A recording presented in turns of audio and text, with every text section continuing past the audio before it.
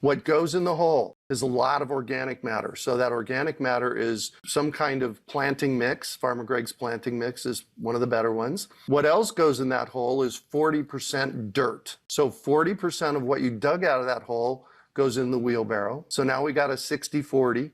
And then addition to that, we add 2 pounds of worm castings from Arizona Worm Farm. We add 2 pounds of azomite. Azomite is a micronutrient vitamin pill for your tree, and 2 ounces of mycorrhiza. And we mix all of that up in the wheelbarrow and use that to plant the tree with. And the tree gets planted on a mound in the middle, so it's maybe 3 or 4 inches above grade in the middle of the hole. So it's like standing up higher. And then, and this is one of my rules in my fruit tree program. I call it my 6-6 rule. You're going to put a 6-foot diameter basin and with at least 6 inches of woody mulch in the entire basin. And what that does is that at the interface between the dirt and the woody mulch, it starts making really great soil. The microorganisms start breaking down that woody mulch. It acts as a sponge, so it holds on to water, and it keeps the temperature of the soil lower.